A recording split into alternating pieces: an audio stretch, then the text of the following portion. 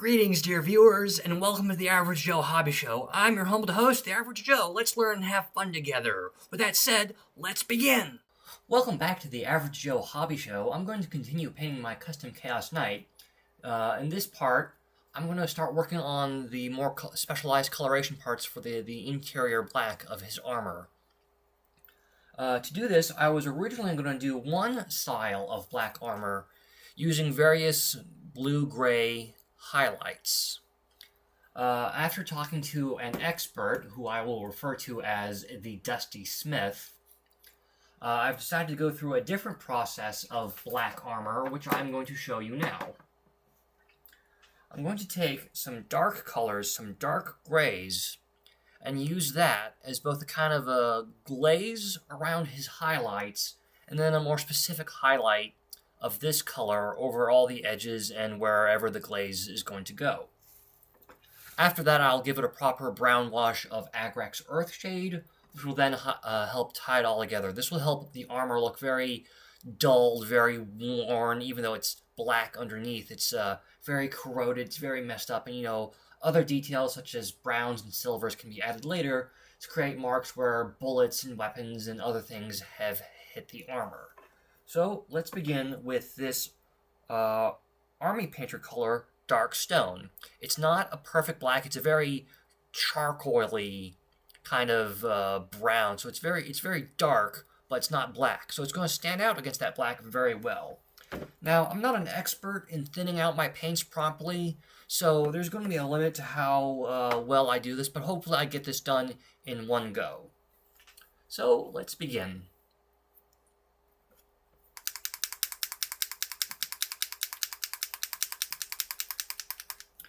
For the editing, I will try to attempt all of the black highlights in one go, and that will be what this video is entirely about.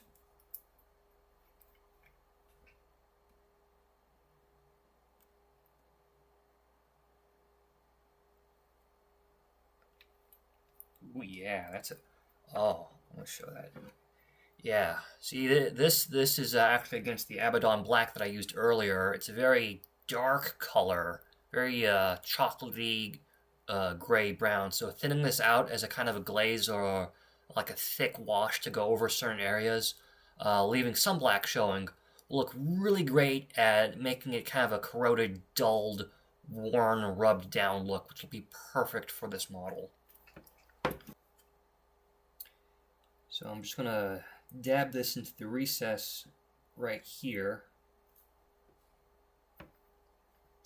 Just kind of spread it along. It's a bit wet, so let's dry my brush and get that residue flowing.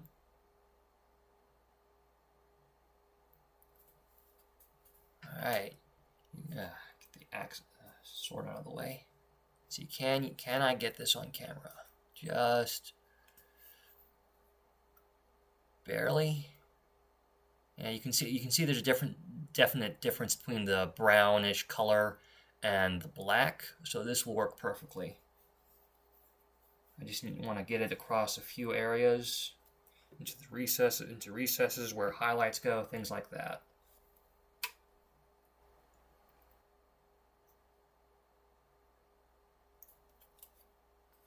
While I did not have the paint that the Dusty Paintsmith suggested originally, I made use of the color I had here, Darkstone, and thinning that out, I just kind of like glazed over it in general, because the Agrax Earthshade wash I shall apply later will help tie it and its next highlight all together very smoothly. So this is all the browning highlight that kind of a glazy wash over just various areas, just kind of make it a little warmer, brownish, black kind of coloring. It's very subtle, but it's there. The next part will create highlights over all these specific ridges here, the parts that are actually not of the model and not just like molding or sculpting errors. So dabbing a little extra all over just for fun.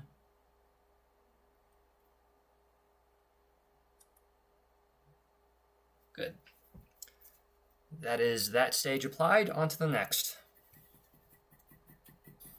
Now that I have finished the coloring that I did for this black armor with that little thinned out brown, I'm now going to highlight various parts in the black armor with this color, Storm Vermin Fur. It's a very dark gray, and it's specifically for the highlights. The wash I'll use later will help tie it, the brown, and the black of that armor. It's all kind of tied together, and then additional highlights of either this or even a silver can then be applied. Now this part of the work is incredibly detailed, so I'm using a small layer brush from Citadel for this detail, because I want a very fine point when I highlight, not brush on, highlight the various edges, like around the edge of my fingernail and so on. And once again, I shall start with his feet, which again were Hellbrute hands, which is pretty crazy.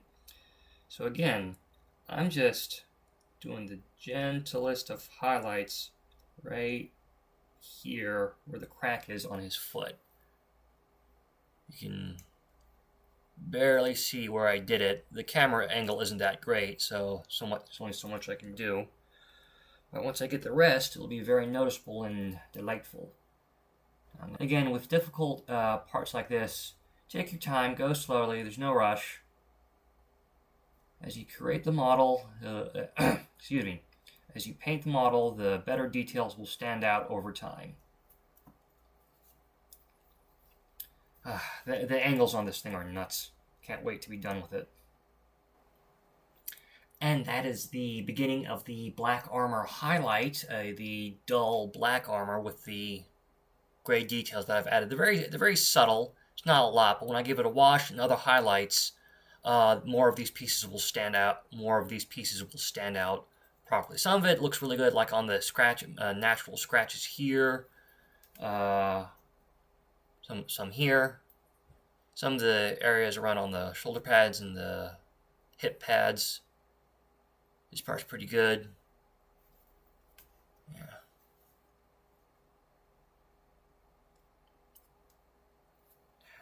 Sorry, let me turn the light. Yeah, there we go.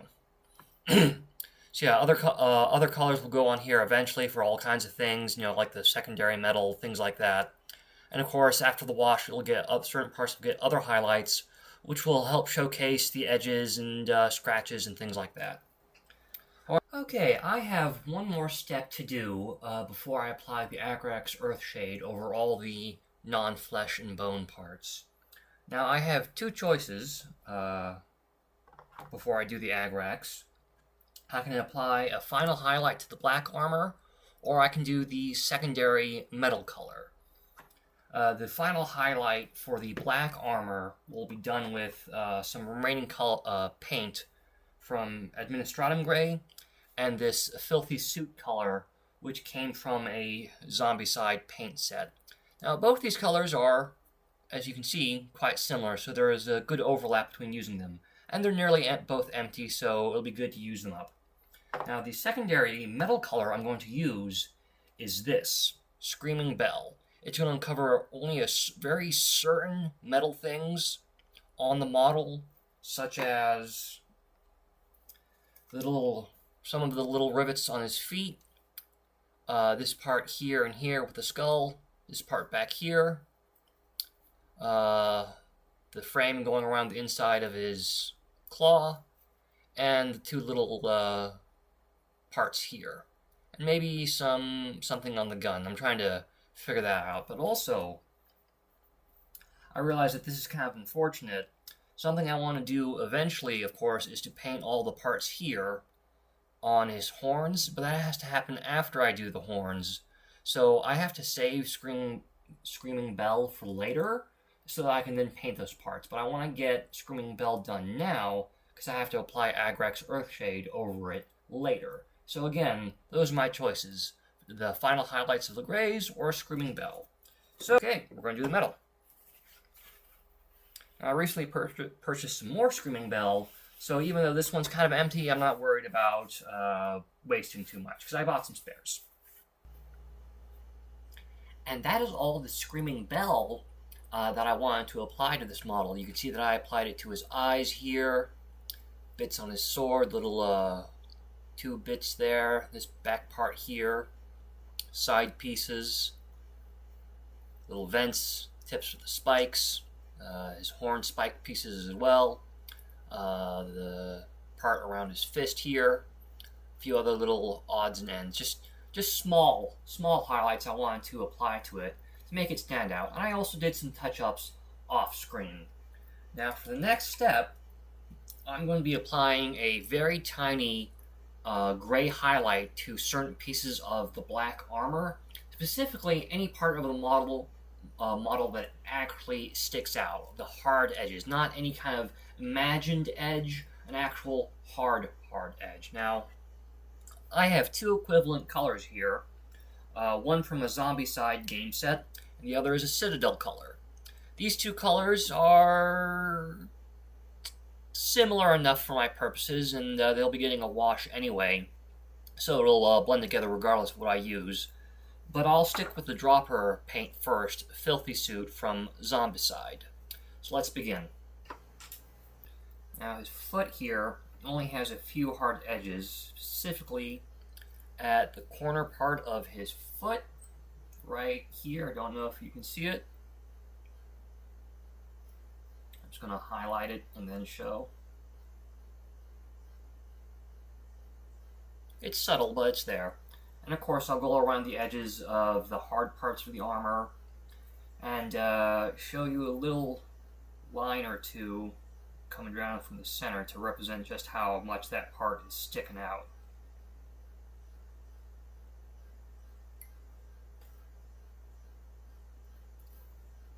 You see, it already looks brighter than the surrounding part, which is exactly the point you want to try and make when you apply highlights. It's the very tip of the color, so to speak. Well, that is all the little gray highlighting I wanted to do for this model's black armor. It's very subtle, just kind of like scratch marks, the highlights, the highest pieces here and there, just to highlight it, and of course it'll get the wash, which is what I'm finally going to do next. Now this part I'm really excited for, because it really helps tie the whole model's theme together. Now the original recipe for this rust color comes from the great painter Juan Hidalgo on YouTube. There is a link in the comments down below for this recipe on his page. Please like, share, and subscribe this video and his, and let him know that you found his page through mine. I would really appreciate that support. That being said, let's begin with my altered version. Because I do not have the exact paints that he has, I decided to go a slightly different route. The original recipe calls for Agrax Earthshade. What I'm going to do differently, even though I have Agrax, is to apply this Vallejo Oxide Rust Wash, a liquid, not a more solid color. I'm going to apply this over all his black armor and on all the metal parts as well. Now, after this wash, I'll be doing other things, of course, that more closely follow Juan Hidalgo's rust recipe, but that will come later. This part I'm really looking forward to, so let's get it on.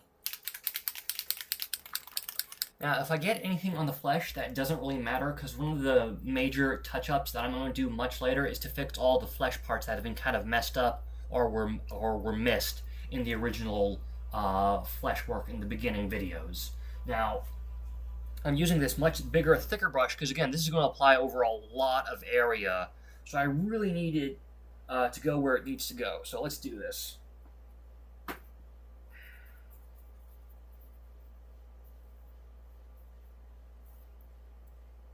As always, I shall start with his little feetsies.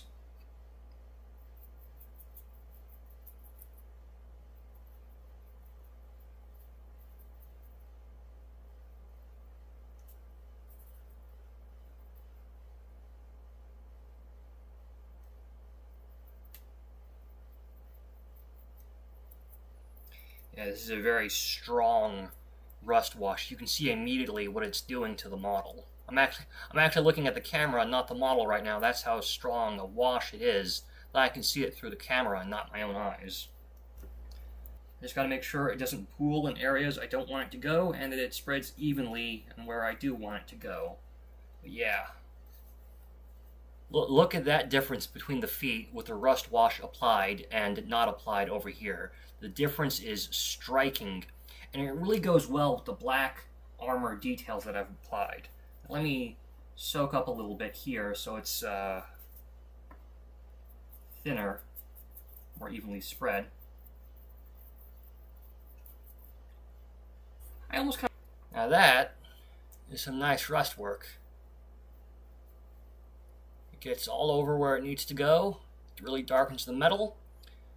And I'll still apply the next step in Juan Hidalgo's rust method, even though I have a different paint than him. And the step that will happen next is I'm going to take this Doom Bull Brown, which is the closest I could find of what I have. And again, medium it down so it's very, very opaque, very thin, and not covering all of the trim. I will go onto the trim, but not necessarily covering it entirely, because I want some of that original metal to still show through.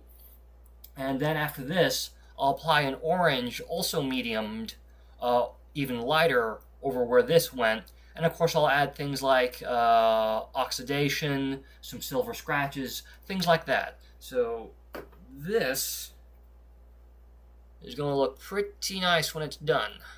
And that will be for the next video. I hope you enjoyed this video or stream. Please like, share, subscribe, and comment if you have not done so already. I really appreciate the support.